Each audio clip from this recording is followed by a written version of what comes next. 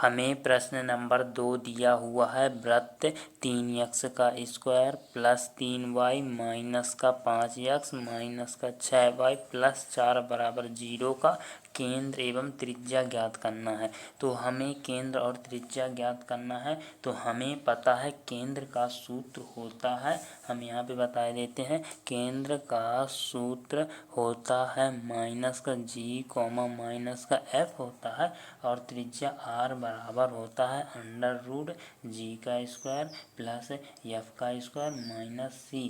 तो सबसे पहले हमें g ज्ञात करना होगा और f। तो हम g और f का मान निकाल लेंगे वृत्त के व्यापक समीकरण से।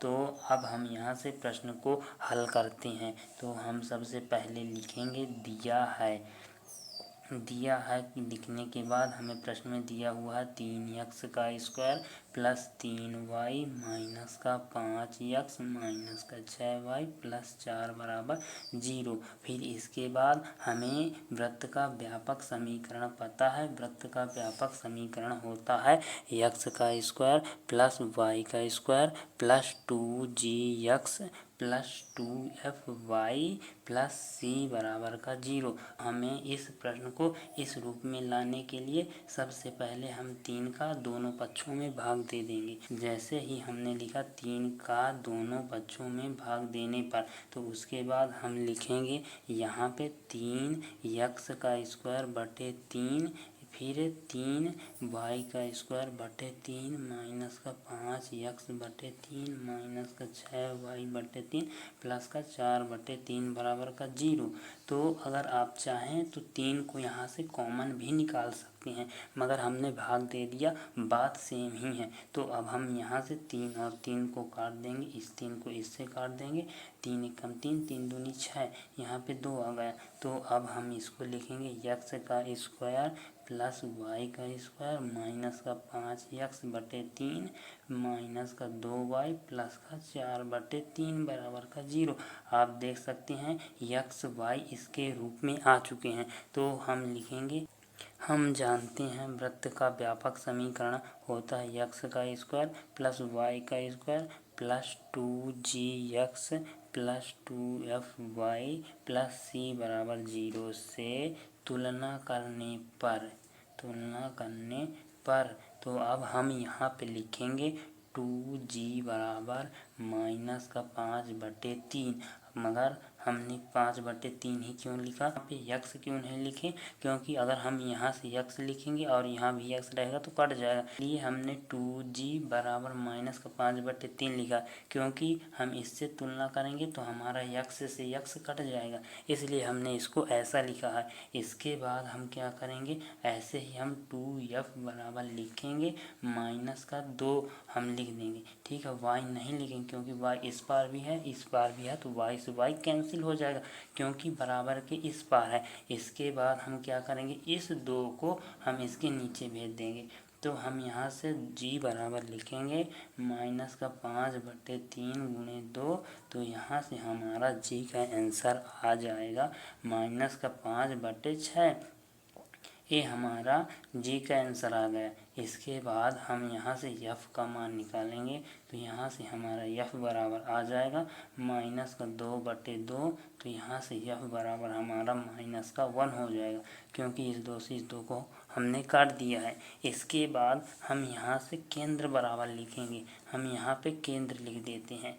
केंद्र बराबर माइनस का g माइनस का f होता है। हम यहाँ से केंद्र का मान निकाल देंगे, यहाँ पे माइनस है तो हमारा केंद्र हो जाएगा माइनस, पहले लिखेंगे फिर यहाँ पे हम इस माइनस 5 बटे 6 का मान रख देंगे, तो माइनस का 5 बटा 6 होगा।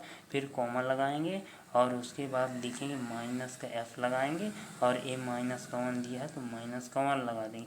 फिर यहाँ पे बड़ा वाला कोष्टक लगाएंगे, फिर उसके बाद a माइनस माइनस प्लस बन जाएगा। तो हम यहाँ पे 5 बटे 6 हमारा हो जाएगा और यहाँ पे 1 हो जाएगा। ये हमारा केंद्र निकल आया। अब हम त्रिज्या निकालेंगे, तो हम यहाँ पे त्रिज्या का हमें सूत्र पता है, हम यहाँ पे त्रिज्या लिखेंगे। त्रिज्या का सूत्र हम जानते हैं r बराबर रूट g का स्क्वायर प्लस f का स्क्वायर माइनस c होता है। अब हम जब हम वृत्त के व्यापक समीकरण से इसकी तुलना करेंगे तो ये है हमारा सी का मान। यहाँ पे लिख देंगे सी बराबर प्लस का 4/3। अब हमारे पास जी का मान भी आ गया, एफ का मान भी आ गया और सी का मान भी आ गया। तो अब हम इन सभी मानों को इस सूत्र में रख देंगे। तो अब हम रख देते हैं। तो यहाँ पे हम रख देंगे जी का स्क्वायर का मान दिया हुआ 5/6 का स्क्वायर, फिर हमारे पास एफ का मान दिया हुआ 1 और सी का मान दिया हुआ है -4/3। आप देख सकते हैं यहाँ पे माइनस है, इसलिए हमने माइनस का 4/3 लिया है। अगर जो ये माइनस में होता तो माइनस माइनस प्लस बन जाता, तो हम यहाँ पे प्लस का 4/3 लेते, मगर हमें माइनस में दिया हुआ है इसलिए हम माइनस ही लिखेंगे, और हमें सी प्लस में मान दिया हो इसलिए हमने इसको ऐसा लिखा है। इसके बाद अब हम इसको आगे हल करेंगे। तो यहाँ पे अंडर रूट लगाएंगे। 5 का वर्ग होता है 25, 6 का वर्ग होता है 36, प्लस का 1 हो जाएगा और फिर 4/3 हो जाएगा। फिर अब हम नीचे से लिखेंगे r बराबर अंडर रूट 25/36 और -4/3 पहले लिख लेंगे, फिर प्लस का 1 लगा देंगे, फिर बराबर करेंगे, अंडर रूट लगाएंगे। और फिर इसके बाद हम क्या करेंगे, हम सबसे पहले इसका और इसका लघुत्तम ले लेंगे। जब हम 36 और 3 का लघुत्तम लेंगे तो हमारा लघुत्तम आ जाएगा 36। हम 36 से इसमें भाग देंगे तो 36 से 36 कट जाएगा, 1 आएगा और 1 का गुणा हम 25 से करेंगे तो हमारा 25 से कम 25 आ जाएगा। फिर इसके बाद माइनस दिया हुआ है तो हमने माइनस लगा दिया। अब हम 3 का भाग 36 में देंगे तो 12 बार में कटता है, तो हमारा आंसर 12 आ जाएगा। अब हम 12 का गुणा इस 4 से कर देंगे तो कितना हो जाएगा, 12 चौको 48।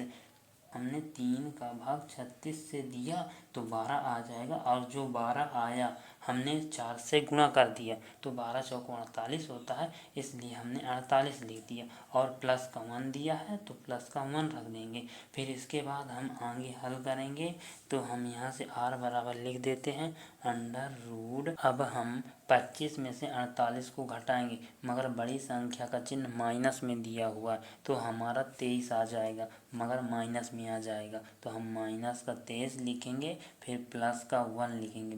बटे में 36 है तो 36 लिख दिए हैं। इसके बाद बराबर लगाएंगे, अंडर रूट करेंगे और इस 36 का गुणा इससे कर देंगे तो माइनस का 23 प्लस का 36 बटे में 36 हो जाएगा। इसके बाद -23 और प्लस के 36 को घटाएंगे तो हमारा आंसर 13 आ जाएगा। तो हम यहाँ से r बराबर लिखेंगे अंडर रूट 13/36, क्योंकि हमारा बड़ी संख्या का चिन्ह प्लस में दिया हुआ है इसलिए हम प्लस में लेंगे। अब हम आगे लिखेंगे 13 का कोई भी वर्ग नहीं होता है तो हम यहाँ से अंडर रूट 13 लिख सकते हैं, और 36 का वर्ग 6 होता है, 6 लिख दिया। आप देख सकते हैं हमारा आंसर आ चुका है रूट 13/6। ये है हमारा फाइनल उत्तर। तो हम यहाँ पे उत्तर लिख देंगे।